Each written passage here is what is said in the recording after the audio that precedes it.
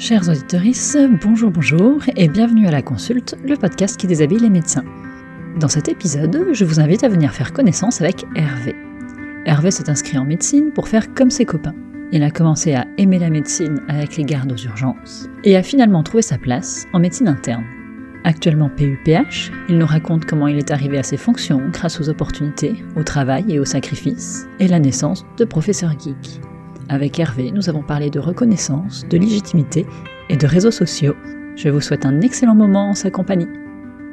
Salut Hervé, bienvenue à La Consulte. Bonsoir, ou bonjour, je sais pas. L'épisode est mis en ligne en général entre minuit et 1h, alors bonne nuit pour être adapté. Bonne nuit à toutes et à tous. Pour commencer, est-ce que tu pourrais te présenter de la façon dont tu le souhaites, s'il te plaît ? Alors, je m'appelle Hervé Devilliers, je suis père de 2 enfants, j'ai 40 ans, je suis médecin interniste et professeur de thérapeutique au CHU de Dijon. Ça, c'est la version courte.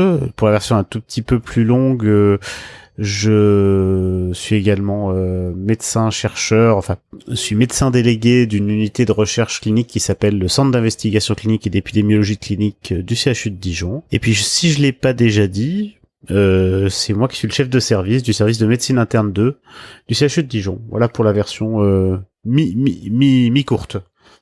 C'est toi aussi qui t'occupe de la chaîne YouTube Professeur Geek. Oui, et c'est ce qu'on dit, oui. C'est ce qu'on dit, tu ne confirmes pas ? Non, oui. C'est quelque chose que j'assume complètement, mais dont j'ai pas l'habitude de parler de parler en général d'ailleurs avec mes collègues, ou voilà, c'est juste un truc que je fais puis qui plaît à certaines personnes, moins à d'autres, et voilà, c'est comme ça. Est-ce que ça veut dire que, par exemple, les étudiants que tu as en cours ou en stage, tu leur en parles pas ?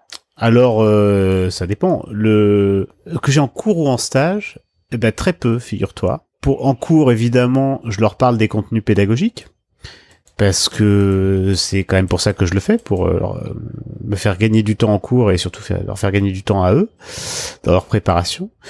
Ça, c'est pour les contenus pédagogiques. Puis pour les contenus un peu plus, je dirais, décalés, non, j'annonce sur les réseaux, mais rarement de vive voix en cours ou dans le service ou dans les amphis, c'est vrai. Alors, je pense qu'on en reparlera peut-être un petit peu plus tard, mais je voulais parler de ton parcours professionnel et commençons par le début. Tu voulais faire quoi quand tu étais petit ? Quand j'étais petit, je voulais faire quoi quand j'étais tout petit ? Je crois que je voulais faire enseignant. Je voulais faire prof de secondaire, tu vois, un truc comme ça. Je voulais faire préparer des cours, expliquer des trucs aux gens. J'ai toujours bien aimé faire ça.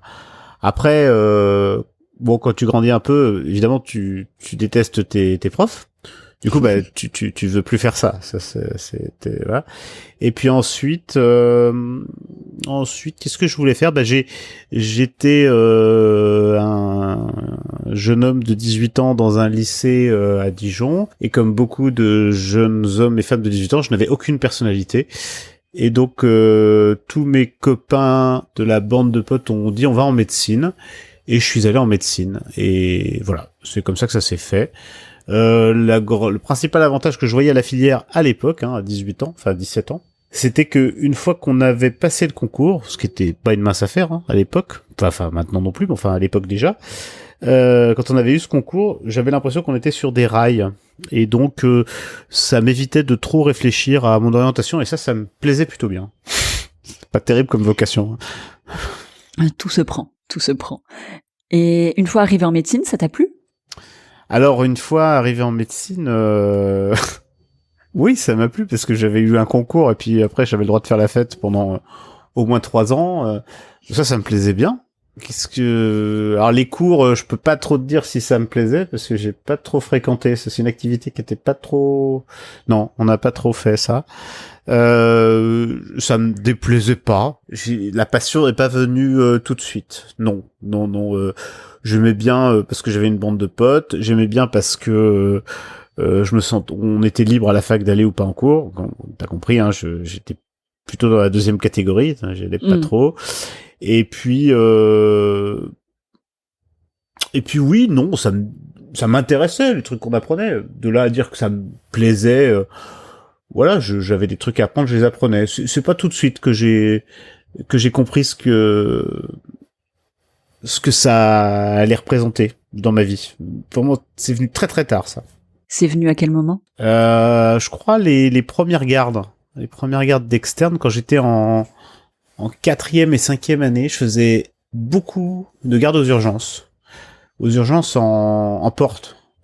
C'était un endroit où on voyait, enfin déjà contrairement à la plupart des stages, on avait l'impression de rendre service aux gens, que ce soit aux collègues, que ce soit aux patients. On était souvent en première ligne, on faisait un nombre de choses très important qui rétrospectivement me semble être également largement en deçà de ce qu'étaient mes compétences de l'époque. On faisait des sutures, on parait des plaies, on faisait des plâtres, on prescrivait des radios, on les lisait alors qu'on savait pas. Et voilà, des choses comme ça. Donc on faisait énormément de choses aux urgences et surtout on avait des contacts extrêmement étroits avec des patients dans des situations très difficiles. Donc souvent l'observation de l'externe dans un service de médecine ou de chirurgie, c'est un cadre qui est assez aseptisé, si j'ose dire. Enfin, les gens savent à peu près pourquoi ils sont là la plupart du temps. Toi, tu sais à peu près ce qu'ils vont avoir comme examen. Donc on est dans quelque chose d'assez routinier finalement. Et aux urgences, il y a des gens qui arrivent, voilà, personne ne sait ce qu'ils ont. Ils sont dans une situation, il y a toutes les catégories de la population, des gens dans des situations parfois qu'on n'aurait jamais, que j'aurais jamais imaginé rencontrer dans ma vie personnelle. Et du coup, je me suis progressivement, j'ai repris un nombre de gardes ahurissantes. Je crois que quand j'étais en 4e année, faudrait vérifier les chiffres, mais je crois qu'à moi tout seul, j'ai fait 1/3 de toutes les gardes d'externe de l'été de ma 4e année aux urgences. C'est énorme. J'étais de garde 3 ou 4 fois par semaine. Et en fait, j'aimais bien ça. J'aimais être utile, avoir l'impression d'être utile à quelque chose. Et puis j'aimais la reconnaissance des gens. Et puis j'aimais le contact avec les gens. Quand il y avait un patient qui était vraiment très difficile et que voilà, qui voulait parler à personne et que moi j'arrivais de temps en temps, ça a dû arriver, c'est pas arrivé, ça a duré 1 fois, 2 fois. Quand moi j'arrivais à rentrer en communication avec cette personne, ce monsieur, cette dame, ça c'était chouette. Je me suis dit ça me plaît bien. Ça me plaît bien. Donc le truc qui t'a accroché avec les études de médecine, c'est le contact avec les patients. Ouais, je crois que c'est ça. Mais sous un prisme très très égoïste, je me rends compte maintenant. C'est de générer de la reconnaissance. On a tous des drivers inconscients et ouais. Quand on vieillit, on se rend compte des trucs plus ou moins bien qu'il y a derrière notre vocation. J'aime bien rendre service aux gens, oui, mais j'aimais encore plus la reconnaissance que ça générait. J'aimais bien avoir l'impression que les gens avaient besoin de moi et que c'est ça que je pouvais faire. Et donc ouais, c'est ça qui m'a plu, oui, parce que bizarrement apprendre le cycle de Krebs et le cycle folliculaire et ça me plaisait, mais bon, voilà. Je préférais l'informatique à l'époque, la programmation c'était mon truc, je préférais les soirées avec les copains, voilà. Donc t'étais déjà geek à l'époque. Ah oui, là ça a commencé très très tôt, oui. Et t'as jamais voulu en faire ton métier? Si, bah un peu. Après, qu'est-ce qui détermine qu'à un moment donné tu vas faire un truc plutôt qu'un autre? Si j'avais pas eu des potes qui avaient fait médecine, je serais peut-être allé dans une école d'ingé, et j'aurais peut-être fait un truc comme ça. J'ai programmé des sites internet, j'avais dans les années 90, quand j'étais au fin de collège, début de lycée, j'avais ce qu'on appelait un BBS. C'est-à-dire, ça veut dire, je crois, Bulletin Board System. En gros, t'avais un ordinateur il y avait pas Internet, ou des tout début. Il y avait un ordinateur qui était branché sur la ligne téléphonique des parents. Alors après, j'avais fait installer ma propre ligne téléphonique. Et les gens se connectaient depuis le monde entier sur mon ordi. Et il y avait une page en MS-DOS avec des graphismes c'était pas du pixel art, ça s'appelait de l'anci-art à l'époque, bref. Et tout un tas de menus où tu pouvais télécharger évidemment du porno, bien sûr, mais aussi tout un tas de trucs pour pirater des logiciels, des trucs pour générer des fausses cartes de téléphone, enfin tout un tas de trucs comme ça. Et puis on discutait avec des gens qu'on connaissait pas, ce qui peut paraître aujourd'hui totalement banal avec les réseaux sociaux, c'était un truc totalement inimaginable dans les années 90, enfin début des années 90. Et donc voilà, j'ai occupé pas mal de mon collège et de mon lycée à ça. Et puis après, j'ai eu d'autres choses à faire. Tu veux dire passer un concours, par exemple? Ouais, il y a eu ça, ouais, il y a eu ça. Et t'as fait ces gardes aux urgences, t'as découvert le contact avec les patients, mais t'as pas eu envie de devenir urgentiste? Si, beaucoup. Enfin, c'était le plan hein, au début. C'était le plan, mais tout le monde a sa phase où il veut être urgentiste, à mon avis. Hein, Je l'ai jamais eu, perso. Mais... Ah bon, dans les gens qui ont un peu la même motivation que moi, c'est oh là là, c'est fou quand on voit la reconnaissance dans les yeux des gens. C'est quand même un truc dans la médecine d'urgence qui est assez satisfaisant. Du coup, mais ce qui m'a vacciné, c'est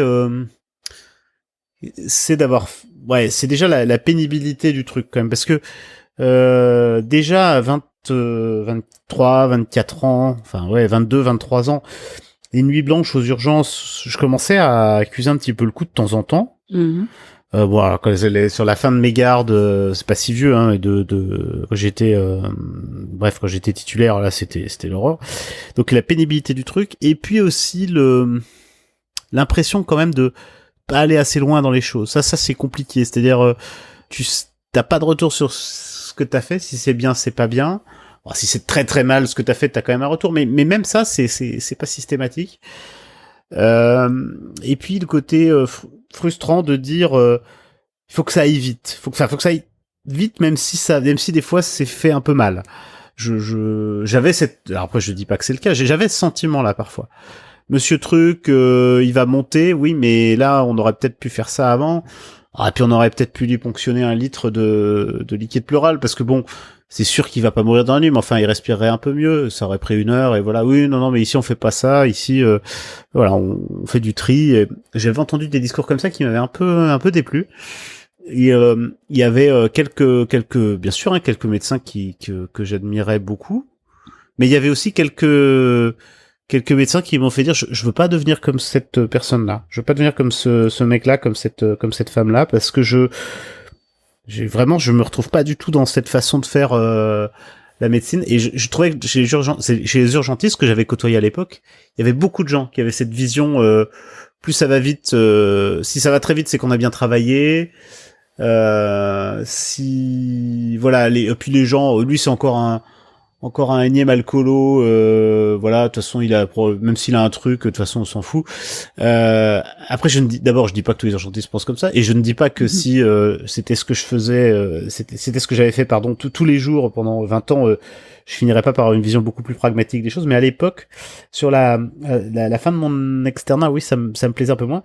Et puis il y a aussi le prestige de la spécialité, entre guillemets, hein. À l'époque, urgentiste, c'était pas un DES, c'était une CAPA ou un desk que les gens faisaient après médecine. Enfin, c'était le début des desks que les gens faisaient après médecine G en général. Et bien sûr, il y avait déjà, il y avait plus l'internat, c'était déjà les ECN. Enfin, avant les ECNI, les ECN, et il existait déjà une hiérarchie entre les spécialités, fantasmée bien sûr. C'était quand même, quand t'avais un classement pour faire spécialiste, aller faire médecin G puis aller faire des urgences, c'était pas normal quand même, c'était pas logique.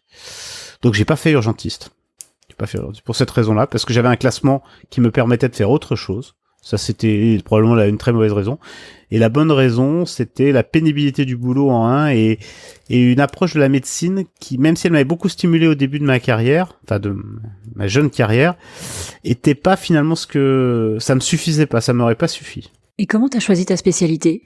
Dernier stage de D4, médecine interne, dans le service qui n'est pas le service dans lequel je travaille aujourd'hui d'ailleurs. L'impression de pour la première fois, alors j'étais vraiment un mauvais externe, hein, j'étais un externe glandeur, j'étais le genre de type à qui j'aurais envie de foutre des calottes aujourd'hui, très immature et qui guettait la moindre occasion de glander ou de se barrer.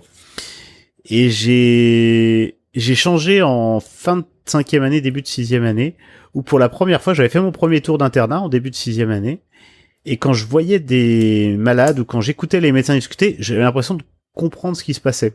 C'était quand même un truc totalement nouveau. Vraiment, j'entendais des trucs, mais c'était comme des gens qui parlaient une langue étrangère à côté de moi. Et puis j'hochais la tête de temps en temps, puis je faisais semblant de poser une question pour montrer que je m'intéressais, mais je comprenais rien du tout de ce qui se passait. Et en D4, là je faisais des observations et j'avais l'impression de comprendre ce qui se passait. Et il y avait pour le coup, les médecins avec qui j'avais travaillé à l'époque. Alors j'étais pas fan absolu de toutes et tous, mais tous et toutes avaient ce point commun qui était, il y avait pas de choses qui les intéressaient pas. Il y avait pas, oui, non, ça c'est pas mon problème. Je sais pas, moi, le diabète, c'était pas ça, c'est pas mon problème. Appelle l'endocrino, c'était oui, on va commencer par là et voilà. C'était la gammapathie monoclonale, oui, c'est peut-être un lien avec l'insuffisance cardiaque. Tu sais, il y a un truc qui s'appelle l'amylose. Ah ouais. Enfin, tout était voilà. Alors bien sûr, ça allait pas toujours, ça allait pas aussi loin que dans les stages de spécialité d'organes, mais il y avait aucun domaine de ce qui pouvait concerner un ou une malade donnée qui les intéressait pas du tout. Donc ça m'avait bien plu et je me suis dit que ouais, ça c'était pas mal parce que j'avais l'impression que ça m'obligeait pas à faire un choix. Alors ça m'obligeait à faire le choix de la médecine hospitalière. Mais ça, j'étais pas contre. Parce que dans la même lignée que j'ai fait médecine parce que je voulais pas trop me réfléchir à ce que j'avais à faire, je trouve que quand même la médecine hospitalière, c'est pas trop compliqué sur la gestion des papiers et de la carrière et de l'emploi du temps et tout ça. Et puis cette impression que quand même il y avait pas de domaine de la médecine au sens spécialité médicale où je serais complètement largué. Ouais, et ça me plaisait bien. C'est le côté polyvalent qui t'a attiré. Ouais. Au début, oui, complètement. Alors, au début, c'est le côté polyvalent qui t'a attiré, et qu'est-ce qui t'a fait rester alors ? Le fait que j'avais choisi une spécialité, ça après, quand t'as choisi, t'es obligé de rester quand même, ça c'est la première chose. Il y a le droit au remords. Ouais, alors ça, ouais, il y a toujours le droit au remords. Alors tu sais, nous à l'époque, on choisissait pas médecine interne, on choisissait SPMed. Ah oui, c'est vrai. Et donc finalement, c'était chouette. D'abord parce que tu pouvais aller toucher un petit... Enfin voilà, tu devais te décider à la fin de la 2e année. Tu te rends compte, tu pouvais faire 4 stages et ensuite choisir toutes les spécialités médicales. C'était vraiment le... Voilà, je suis très triste que qu'on enferme nos jeunes collègues dans un choix très très précoce et qu'ils puissent jamais revenir là. Bref, alors pourquoi je suis resté ? Voilà, j'étais là-dedans. Ça correspondait à mes attentes.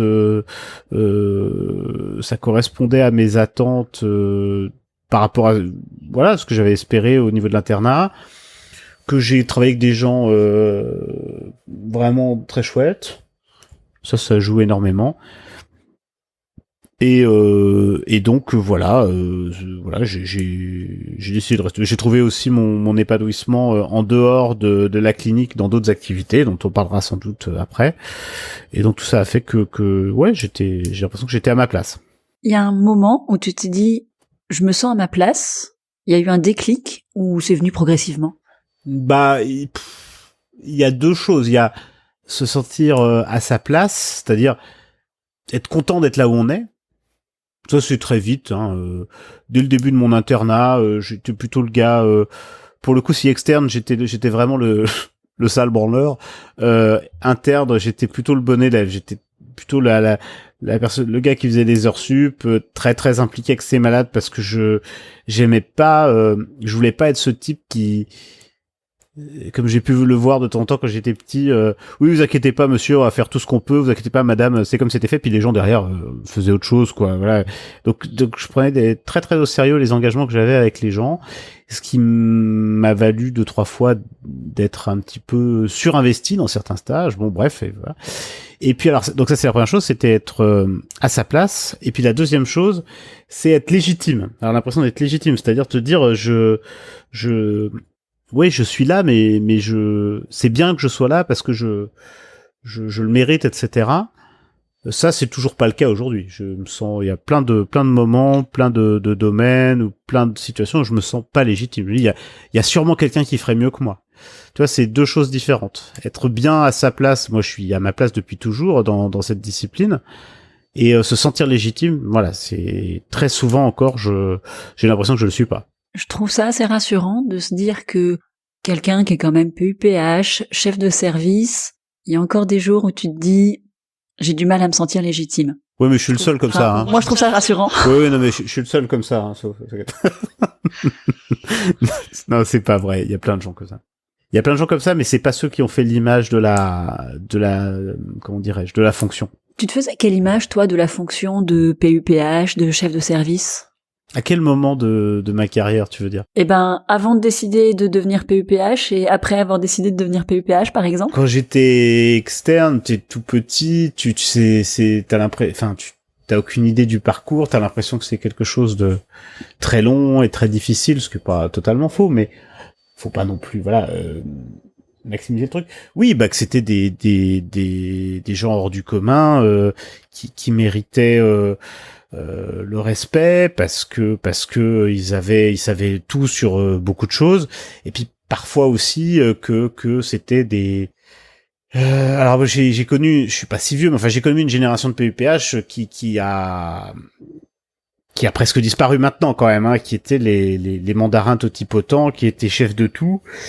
Ça n'a pas complètement disparu, j'en ai bien conscience, mais enfin voilà, qui pouvaient se permettre d'insulter, d'engueuler à tour de bras, et que personne n'aurait jamais imaginé remettre en question leur autorité, quand ils voulaient voir un directeur, c'est eux qui convoquaient le directeur dans leur bureau. De vous dire à quel point les choses ont changé.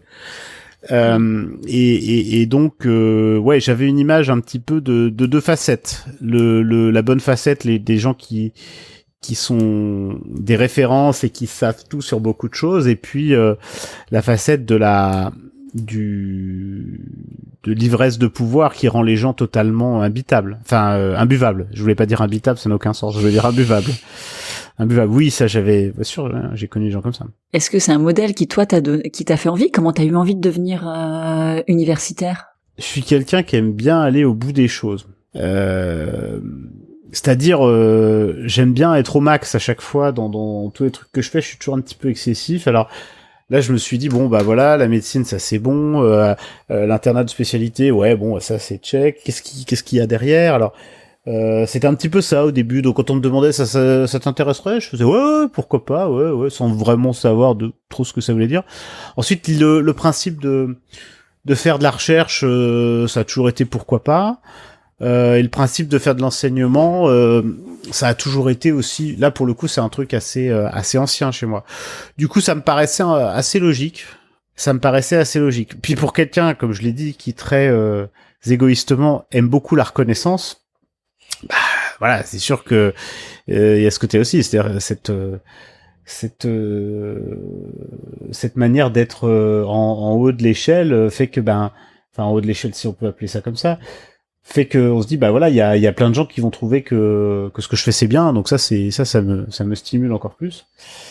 Donc voilà, au début c'était ça, puis de toute façon c'est quand on te dit est-ce que ça t'intéresse, dans l'absolu tu dis oui, ça te paraît tellement lointain et tellement inatteignable comme objectif que tu sais pas trop à quoi ça t'engage, hein. Quand t'es en milieu d'internat, c'est un truc qui paraît complètement délirant. Et toi, t'es rentré dans le cursus universitaire parce que on t'a proposé des choses, il y a eu des opportunités, t'as dit bah ouais pourquoi pas j'y vais, et ça s'est fait comme ça? Ou t'as allé chercher le renseignement, l'information, la formation? Alors ça s'est passé comment? L'idée l'intérêt pour le cursus, ça a toujours été depuis le début de mon internat, et je l'ai manifesté assez vite à mes chefs, à mes patrons, que voilà, moi puis j'essaie d'être subtil, mais bon, c'est pas tout à fait, c'est pas exactement mon deuxième prénom. Donc je disais oui, moi j'aimerais bien faire de l'enseignement et de la recherche. Oui, un mec qui arrive en disant ça, tu le vois quand même arriver de loin. Et donc voilà, voilà. Ensuite non, on m'a pas proposé, on m'a dit oui, pourquoi pas, fais comme ci, fais comme ça. Mais à l'époque, quand je suis arrivé dans la discipline et dans la ville où j'étais, il y avait déjà des gens qui avaient manifesté leur intérêt pour ça, plusieurs, hein, et j'étais plus jeune, et c'était la logique voulait que ce soit pas pour moi, mais que potentiellement ça soit possible dans une ville. Je vais pas rentrer dans les détails, mais j'ai au milieu de mon internat, j'ai eu des opportunités plutôt dans d'autres villes que ma ville actuelle. On m'a dit il y a un tel qui cherche quelqu'un et il te connaît et machin. Donc j'avais deux patrons dans une autre ville que Dijon qui m'avaient proposé de construire une carrière avec eux parce qu'ils avaient pas de successeur à l'époque. Donc voilà, et puis ensuite il y a eu plein d'histoires, le hasard des rencontres m'a amené à Paris pendant 1 an et demi dans un service, dans un centre de référence où pendant que j'étais à Paris avec l'idée ensuite de construire quelque chose peut-être dans l'autre ville que Dijon, la situation à Dijon a bougé. Et donc c'était moi qui étais le candidat on va dire adoubé par le patron. Et puis ensuite il y a eu un autre collègue qui a eu le même projet, donc ça nous a je la fais courte, hein. Je me suis dit est-ce qu'on va être en concurrence tous les deux, est-ce que ça va être difficile à vivre parce que c'est un gars que je connais bien sûr et puis que j'aime bien. Et puis finalement j'ai eu une autre opportunité parce que je travaillais au centre d'investigation clinique et la personne qui le dirigeait qui était professeur de thérapeutique, qui était en santé publique de formation, mais professeur de thérapeutique, n'avait plus de successeur, le type s'était barré. Et donc voilà, donc après j'avais le poste, j'avais la checklist de ce qu'il fallait faire, puis il y avait plus qu'à si j'ose dire, il y avait plus qu'à devenir légitime dans un domaine en recherche clinique, il n'y avait plus qu'à convaincre la communauté universitaire à la fac que j'étais capable d'enseigner, il n'y avait plus qu'à passer la thèse de sciences, passer l'HDR, faire une mobilité, il n'y avait plus qu'à. Et donc je l'ai fait tout ça, et puis j'en suis là où j'en suis. Est-ce qu'on pourrait dire que c'est le fait d'avoir fait cette rencontre avec ce professeur de thérapeutique qui cherchait un successeur qui finalement t'a permis de t'orienter et de te dire ok, la voie ça sera plutôt celle-là? Non. C'est cette rencontre-là qui a... Non, ça m'a permis de concrétiser, de rendre ça concret, palpable. C'est-à-dire, il faut rencontrer un tel, une telle, il faut faire ça, ça m'a donné un chemin. Mais avant, en médecine, puisque j'étais nommé en thérapeutique, mais mon patron en médecine interne, Monsieur Burstow, voulait que je sois PUPH. Donc lui, il aurait bien aimé de médecine interne. Et puis voilà, comme la situation en médecine interne aurait pu être conflictuelle, je dis pas qu'elle l'aurait été, mais on a senti que peut-être ça aurait pu être conflictuel. Et quand thérapeutique c'était un boulevard, on a dit on va choisir entre guillemets la facilité, si on peut appeler ça comme ça. Et voilà. Mais donc si tu veux la décision de foncer si j'avais l'opportunité, elle était prise depuis toujours en fait. Depuis toujours, j'avais décidé que si j'avais cette opportunité de rester à l'hôpital pour faire une carrière universitaire, je le ferais. Donc non, c'est pas cette rencontre-là elle m'a beaucoup structuré dans le projet, bien sûr, mais c'est pas ça qui m'a décidé. Le projet de devenir professeur et de faire de la recherche, enfin de faire une carrière universitaire était présent.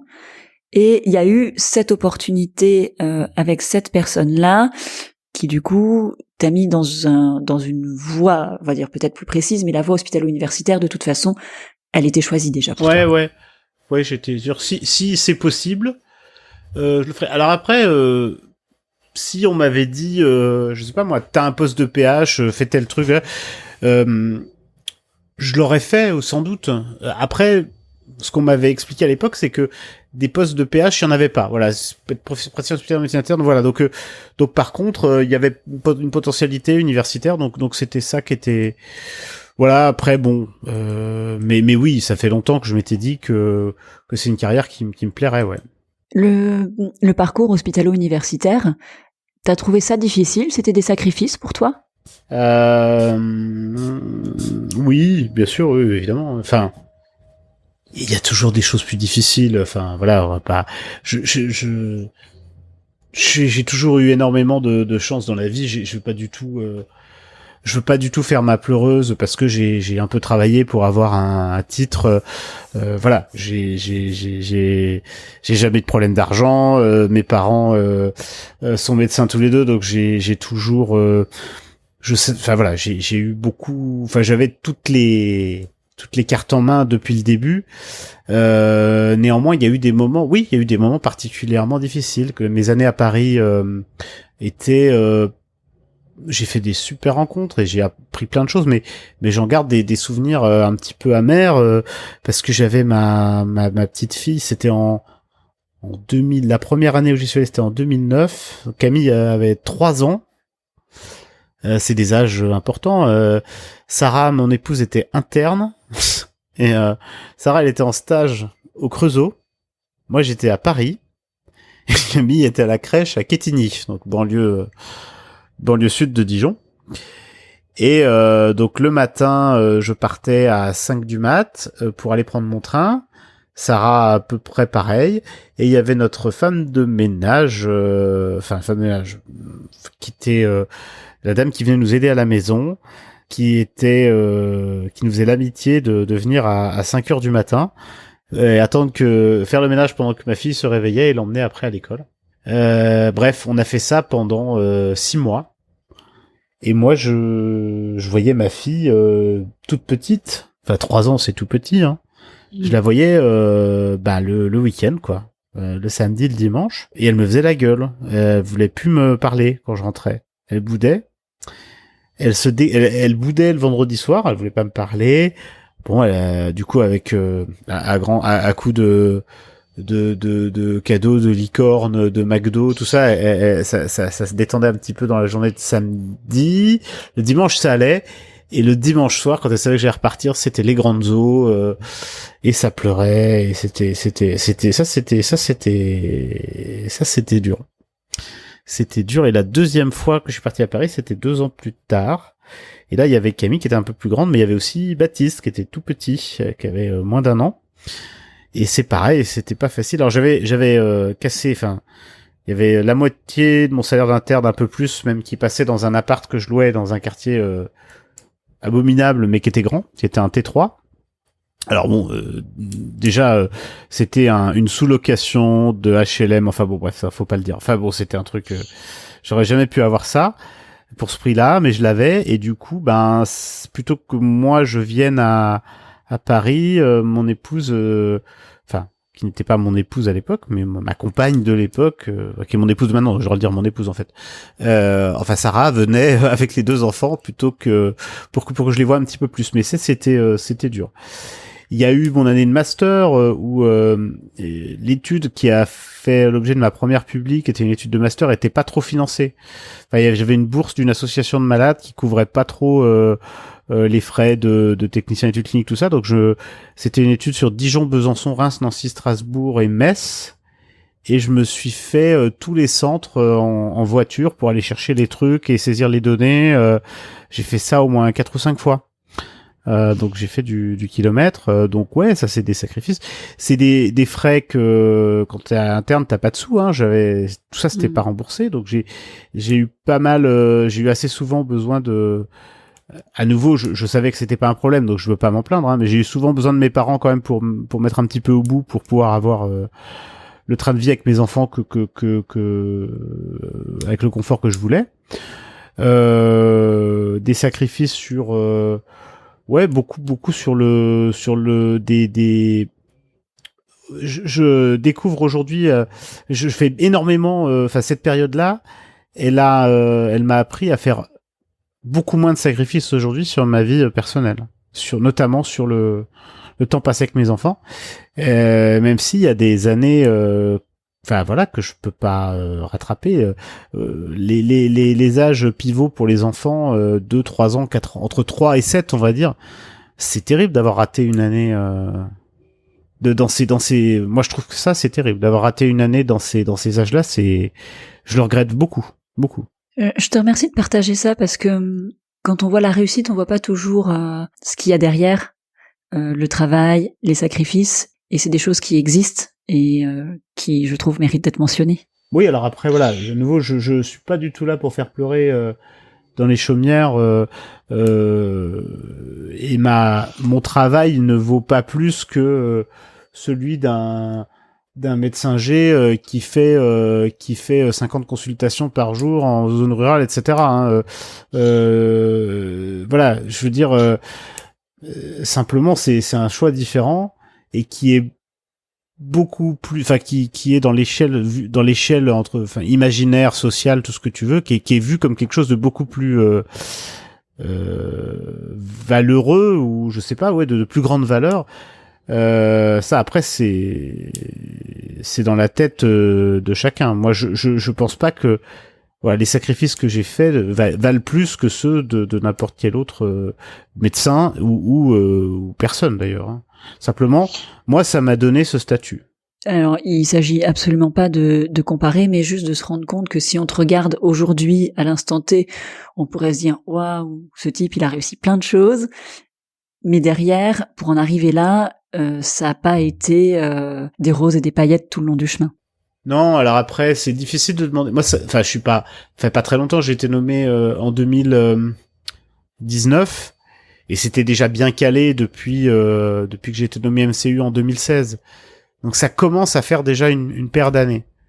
Et c'est comme, tu sais, il y a des périodes de ta vie où l'enfance, par exemple, il y a eu plein de choses traumatisantes qu'on a tous vécues, mais quand on repense à certaines périodes, on a du mal à se rappeler des choses difficiles. Moi, quand je regarde dans le rétroviseur, j'ai l'impression que ça n'a pas été si difficile que ça. Je repense à je revois ces années à Paris où je voyais pas beaucoup ma fille, ça c'était dur. Après le reste, je l'ai fait parce qu'il fallait le faire et voilà, j'ai des collègues qui avaient fait d'autres choix. Mais voilà, effectivement, j'ai pas beaucoup voyagé avec Sarah, on n'a pas beaucoup voyagé. Mais en même temps, comme on a eu un petit bébé, une petite fille, beaucoup plus tôt que tout le monde, que tous nos collègues, de toute façon, c'était pas trop à l'ordre du jour. Donc voilà, on était. T'étais interne quand elle est arrivée ? Ouais, alors j'étais interne depuis pas longtemps. J'étais interne depuis. Alors faut que je réfléchisse. Ça se compte en semaines, je pense. Je pense que c'était. D'accord. Je l'ai appris au bout de 15 jours d'internat à peu près. Oui, parce qu'en fait, je me rappelle très bien que Sarah m'a annoncé ça un soir où on recevait des amis. Bon, on est dans l'anecdote là. On recevait des amis à moi que mon épouse ne connaissait pas. Elle n'a jamais vu. Et j'ai dit, t'inquiète pas, je m'occupe du planning de garde, ça va être vite torché, tu les installes pour l'apéro, j'arrive. Et elle venait d'apprendre qu'elle était enceinte, elle était en chien de faïence avec ces gens qu'elle connaissait pas. Et moi, le planning de garde, je savais pas comment ça se passait, ça a été un enfer, ça a duré jusqu'à 00h30. Donc je me suis pointé, je suis rentré chez moi à 00h30, ma femme tirait une gueule de 6 pieds de long, et puis mes copains, commençaient à se demander où est-ce que ça allait mener cette soirée. Et donc je l'avais prise à partir dans la cuisine pour dire, écoute, je comprends, oui, tu sois énervé, je suis en retard, mais bon, tu vas pas faire la gueule comme ça toute la soirée. Et puis tu vas finir par me dire pourquoi tu fais la gueule. Et elle me dit, je suis enceinte, voilà. Et donc voilà, J15 du début de l'internat. Voilà, donc ça a été, ouais, c'était très tôt. Je me rappelle très très bien de cette soirée. Ouais, donc ça a été toute une aventure de vivre en même temps la parentalité et l'internat et le parcours universitaire. Ça a fait beaucoup de choses à vivre en même temps. Ouais, c'est pour ça maintenant il y a des trous dans ma vie qu'il faut que je comble, notamment avec du plastique fondu dans une imprimante 3D ou avec une guitare ou avec un ordinateur, voilà. Voilà, quoi, j'étais interne, je rentrais du travail tard, et puis après je m'occupais de ma fille tant que faire se peut, puis ensuite j'essayais de passer du temps avec elle. Voilà, là maintenant j'ai le choix un petit peu de ce que je veux faire dans une journée. C'est un peu ça le principal avantage d'être PPH, c'est quand même que il y a beaucoup de choses que t'es obligé de faire, mais il y a aussi des trucs que t'es plus obligé de faire. Et donc je compense ces choses que je ne suis plus obligé de faire par des choses que j'ai envie de faire et qui ne sont pas dans le domaine professionnel, voilà. J'aime beaucoup questionner mes invités sur l'équilibre entre la vie personnelle et la vie professionnelle, mais je crois que tu viens déjà d'en dire beaucoup. T'as à un moment donné favorisé ta carrière pour obtenir ce statut d'hospitalo-universitaire, mais là maintenant tu prends soin de ta vie personnelle. Je voudrais pas tomber dans le cliché du PU qu'on a tellement bavé pour en arriver là, qui branle plus rien quand il est nommé, parce que c'est un cliché qui a la vie dure quand même, qui est assez répandu. Mais il y a un peu de ça quand même. Enfin, je pense qu'il y a un peu de ça. C'est-à-dire, je pouvais pas me permettre de prendre du retard dans certaines choses avant. Quand tu es en train de préparer une carrière, quand je pouvais pas me permettre de dire finalement je renonce à ça ou je ne ferai pas ça, j'écrirai pas ce papier dans les temps, je vais demander un délai, je vais repousser cette échéance, parce que tout simplement c'est une période. Là aujourd'hui maintenant je peux me le permettre. Je veux dire écoute, non, je ne, ça ce sera pas fait pour demain, ça sera fait pour quand? Peut-être pour la semaine prochaine, mais on fait au mieux, voilà. Et je m'autorise maintenant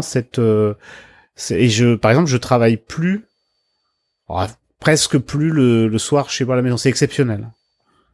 C'est exceptionnel, alors que jusqu'à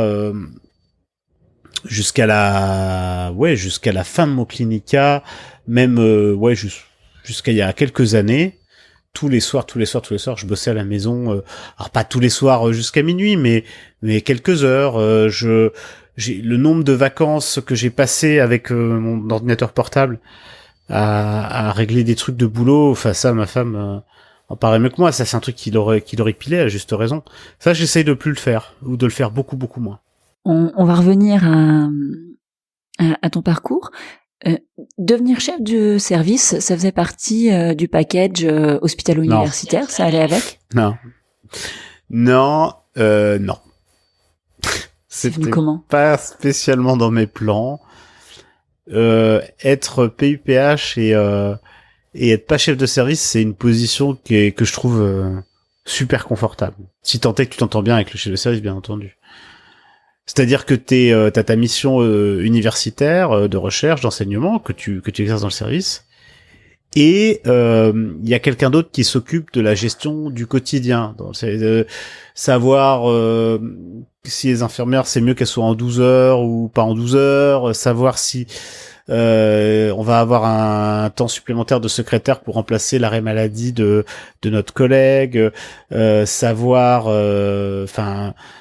quelle est la DMS du service et qu'est-ce qu'il faut aller dire au bureau de pôle pour que on négocie un poste de PH supplémentaire, ce genre de truc. Clairement, j'ai pas fait médecine pour ça. Donc ça me je veux pas dire que ça m'emmerde, parce que d'abord c'est grossier de dire ça, même si je l'ai déjà dit. Mais et puis que ça participe quelque part à cette soif de reconnaissance. Ça donne un petit peu de reconnaissance quand même, mais globalement quand même, c'est pas très très intéressant d'être chef de service. Ça a quand même un intérêt, c'est que effectivement, quand on arrive à être chef de service, t'as plus grand monde qui peut te. Il y a toujours des gens qui peuvent t'embêter, mais bon, on peut t'embêter modérément quand même. Donc là, voilà. Donc moi, je voulais pas être chef de service. Je voulais que ce soit un praticien hospitalier, un ou une, je vous dirais pas. Je voulais que ce soit, parce que je trouve que la fonction de chef de service, même en CHU, elle est plus appropriée pour un PH.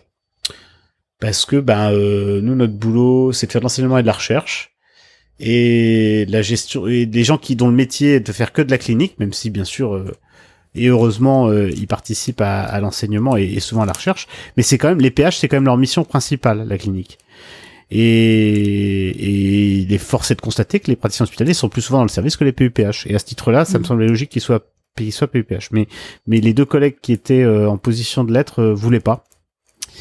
Et donc voilà. Ensuite, il y a plein d'autres tractation qui serait pas très intéressant de décrire ici, mais voilà, il s'est trouvé que d'un commun accord et un petit peu par défaut, faut bien le dire, c'est moi qui me suis retrouvé dans cette position-là, alors que c'était pas prévu que je le sois, parce que la personne qui dirigeait le service, qui était PH, a décidé de quitter Dijon tout simplement, et donc les autres ont pas voulu reprendre le flambeau. Donc ça m'est tombé dessus. On pourrait continuer sur le thème, mais je vois le temps qui passe et j'avais quand même envie de parler un petit peu de professeur geek. Comment c'est arrivé ça ? C'est arrivé que j'ai repris. C'est arrivé par l'enseignement. J'ai repris le module d'enseignement de la lecture de la LCA. Bon, pour les profanes, c'est la lecture critique d'articles. Et je me suis lancé là-dedans un peu à corps perdu. Vraiment, je me suis dit mais les étudiants ils détestent ça. C'est vrai que c'est compliqué. Moi, enfin, on leur demande de comprendre des trucs que j'ai compris en master 2 d'épidémio, et je plaisante pas. Hein.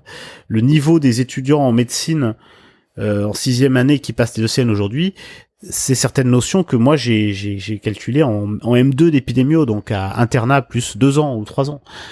Donc je me suis dit, enfin voilà, c'était très dur. Donc j'ai passé beaucoup de temps. Et il m'est venu l'idée, il n'y avait pas assez d'heures de cours. Je n'arrivais pas à faire passer le message que je voulais avec le nombre d'heures de cours que j'avais. Donc j'ai dit, on va essayer de faire des trucs sur YouTube. Et ça m'a éclaté parce que bien sûr j'aime bien bricoler. J'étais sur aucun réseau social, c'est un truc de dingue. J'étais pas sur Facebook, j'étais pas sur Twitter. J'étais pas encore moins sur Instagram, et donc j'ai créé mes comptes, c'est vérifiable, hein, très très tard, vers 2017, un truc comme ça.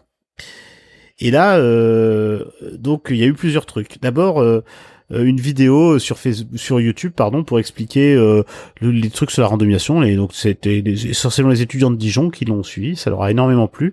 Et puis on a créé un groupe d'entraide et de soutien des étudiants sur Facebook. Donc là, il y avait quelques PU, quelques assistants motivés, et les 900 étudiants de Dijon connectés dans le groupe en quelques jours. Et il y avait on postait des QCM de temps en temps, et puis de temps en temps ça rebondissait sur des blagues, et puis sur des gifs, et puis sur des liens de vidéos YouTube décalés, avec un échange avec les profs qui était entre les enseignants et les étudiants qui était assez informel, et semble-t-il très salutaire pour les étudiants, vraiment. Et donc on a continué un petit peu sur cette lancée sur le plan institutionnel à la fac. Et puis très vite, il y a eu un peu avant le confinement, on a commencé à se mettre à Teams, parce qu'il y a certains profs qui voulaient pas aller sur Facebook pour des raisons bien compréhensibles, en tout cas pas utiliser leur profil perso pour le faire. Et donc on a utilisé Teams ensuite, que personne ne connaissait avant le confinement, hein. Mais nous on l'a eu un petit peu avant. Et puis du coup moi j'ai fait mon truc dans mon coin avec les vidéos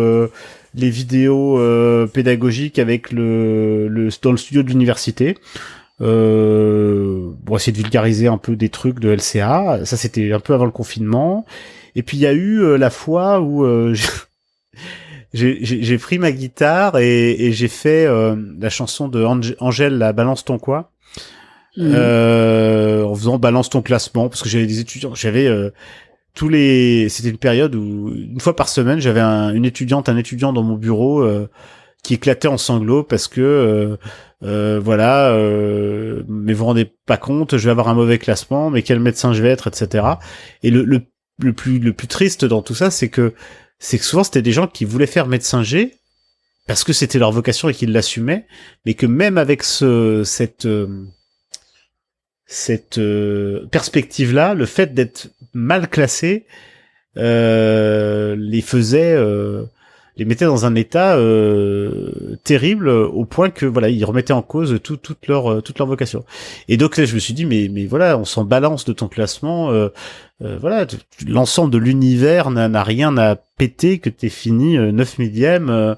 Quand une dame, tu vas lui annoncer un cancer dans 3 mois, elle va pas te demander combien t'étais classé à ECN. Bon, voilà, on s'en fout. Et donc j'ai fait une première vidéo où j'explique ça face caméra aux étudiants. Ça dure, 1 minute. Et cette vidéo a eu, je sais pas, 3000, 4000 vues. Donc moi, j'avais mes vidéos avec mon PowerPoint sur la randomisation qui avait 200 vues, puis j'avais 4000 vues d'un seul coup. C'est quand même rigolo. Et donc j'ai fait balance ton classement. Je sais pas, j'ai trouvé il y a 4 accords. Hein. Bon, c'est du Angèle en même temps. C'est pas, tu vois, il y a 4 accords et encore, bon bref, il y en a 2 qui se ressemblent et du coup, je me suis remis, j'avais pas joué de la guitare depuis longtemps, puis j'ai dit tiens, je vais écrire les paroles sur un petit bout de Bristol. Ça m'a pris, je sais pas, 1 minute, peut-être 2 minutes, et j'ai allumé la webcam, j'ai enregistré, et puis j'ai en une prise, j'ai regardé le truc, j'ai dit ah ouais, c'est marrant quand même.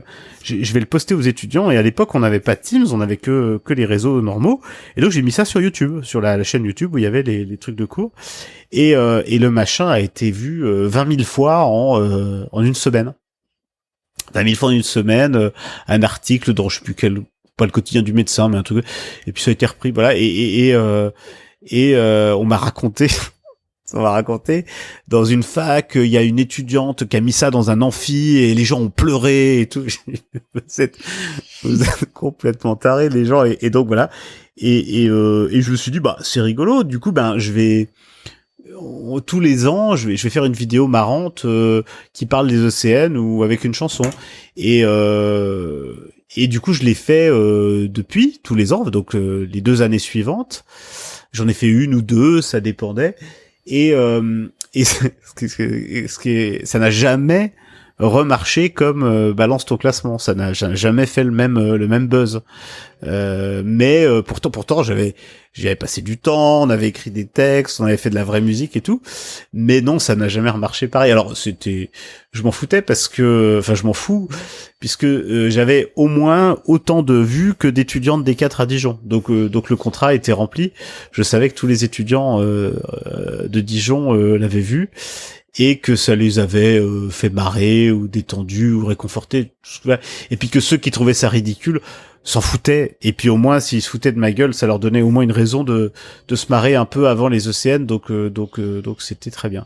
Ensuite, il y a eu plusieurs tentatives, il y a eu des vidéos qu'on appelait les blueseux avec un groupe d'externes qui était super rigolo et super motivé. Donc là, on a fait 2 vidéos, et puis après il y a eu 2 vidéos avec un mec qui est devenu un copain qui était néphrologue à Lyon, qui est en mobilité là, qui s'appelle Nance Florence, qui a la chaîne YouTube Dock'n'Roll, qui est un très bon musicien, donc on a fait des trucs avec lui aussi. Et puis là, j'ai après, donc du coup, bah, j'avais tous les réseaux, donc je m'amusais à faire c'est toujours été très décousu et en fonction de l'inspiration du moment. Sur Instagram, au début, je postais des blagues, ensuite j'ai posté des vidéos de motivation. Et puis là, maintenant, je m'amuse avec mon imprimante 3D, donc je poste ça. Et le fait que ça n'a jamais fait énormément de, il y a aucune structuration de, comment dirais-je, je sais pas comment ils appellent ça maintenant, de success, non, comment on dit, j'ai pas de success web manager, j'ai un truc qui me passe par la tête, je le publie, et il y a effectivement une petite fanbase d'étudiants qui trouvent ça génial. Il y a une bonne partie d'indifférents, et c'est tant mieux, et il y a quelques étudiants que ça énerve et qui me mettent des fois des messages désagréables dont je me contrefiche.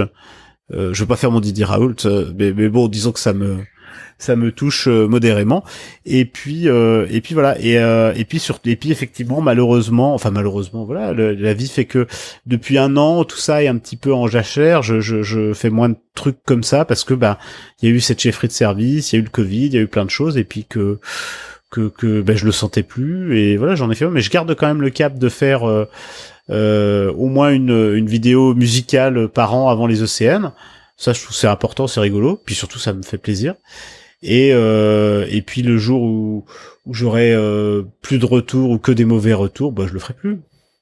C'est quelque chose que t'as fait parce que ça te faisait plaisir. Il n'y a jamais eu de plan, de projet. Ça n'a jamais été un objectif en soi pour toi que d'avoir une grosse communauté sur les réseaux sociaux. Alors au bout d'un moment, on va pas se mentir. C'est grisant au début. Toi, j'ai ouvert un compte Instagram au moment où ces trucs-là, ça marchait beaucoup, et j'ai eu 8000 personnes qui m'ont suivi en quelques semaines. C'était fou. Et puis après, donc du coup, ben là, tu rentres un petit peu dans la spirale. Tu fais comme les Jones, tu mets des stories avec des et j'ai fait ça. J'ai fait ça quelques mois. Et puis au bout d'un moment, en fait, ce qui a fait que j'ai fait un gros coup de frein à main, c'est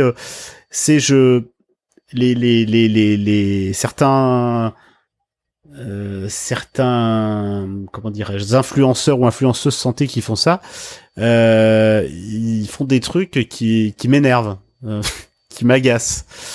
Et je me suis dit, t'es en train de faire, tu dis, ben oui, mais ça t'énerve, mais ce que tu fais, c'est exactement pareil. Tu postes un truc à intervalles réguliers pour garder l'attention des gens, tu fais un peu tu dis des trucs un peu populistes, c'est un peu fort, mais on voit bien qu'il y a certaines opinions dans tous les domaines et dans les domaines des études de santé également qui sont plus qui sont mieux reçus par les étudiants que les autres. Il y a des influenceurs qui en jouent énormément et donc du coup je me suis dit ça c'est pas une bonne manière de fédérer les étudiants. Donc j'aime bien les fédérer parce qu'ils voient un truc qui les fait marrer ou qui leur remonte le moral. Et je le fais une fois de temps en temps. Mais je veux pas que ça, voilà, je suis pas, c'est pas mon boulot de chercher à faire grossir une communauté. Quand j'ai un truc à dire, je le dis. Et j'aime bien, voilà. Je trouve que le message, c'est bien plus à intervalles réguliers, quand les gens oublient le message que le classement à l'ECN, c'est absolument pas en rapport avec la valeur intrinsèque des gens. Quand j'ai l'impression que ce message, il est plus, il est un peu oublié, je remets une couche régulièrement, à intervalles réguliers. Voilà, pour l'instant, ça se cantonne à ça. Mais voilà, il y a beaucoup de gens qui m'ont poussé un petit peu sur les réseaux sociaux au début que je connaissais pas, je connaissais pas du tout toutes ces pages Facebook, tous ces sites Instagram, donc je trouvais ça génial au début, j'étais un peu dans l'euphorie. Ensuite quand j'ai regardé dans le détail, ça m'a j'étais un peu déçu par parfois le manque de substance, pas pour tous hein, mais pour certaines et certains et parfois par la mauvaise manière qu'ils avaient de fédérer les étudiants en médecine, donc en fait de faire grossir leur communauté en partageant que des choses négatives ou en fédérant les gens par la haine qu'ils avaient vis-à-vis des facs, en disant la fac de machin a encore fait, les PUPH font encore ça, et je trouve bien sûr qu'il faut dénoncer les comportements déviants, mais c'est pas un bon moyen de fédérer les étudiants de faire ça. Et il y en a qui le font, et ça m'énerve. Je me suis un peu égaré là. Non, si je résume, t'as envie de prendre du plaisir à faire des vidéos, des trucs qui font rire les étudiants sur ta page Instagram, mais t'as mis une limite dans le sens où tu le fais quand t'en as envie, et peu importe le nombre de personnes que ça te rapporte ou pas sur ta page Instagram, Twitter, etc. C'est un peu ça l'esprit, quoi. Voilà, alors après si j'avais beaucoup de retours négatifs. Alors, je me fais pas d'illusions, les retours négatifs, on les a pas, on a que les retours positifs, mais si j'avais plus du tout de retours positifs, ou sans doute que je le ferais plus du tout. Là, j'ai encore régulièrement des messages très gentils d'étudiants qui me disent dans quelle mesure ce que j'ai écrit ou ce que j'ai raconté ou la manière dont j'ai expliqué tel ou tel concept les a aidés. Je trouve ça super, donc je le fais encore une fois de temps en temps. Mais voilà, je sais pas combien de temps ça va durer. Peut-être ça va me reprendre, peut-être que je vais le refaire, mais j'avoue que mon emploi du temps d'aujourd'hui, c'est plus tout à fait le même qu'il y a quelques années, et j'ai un petit peu de mal à caser ça dedans. C'est pas faux.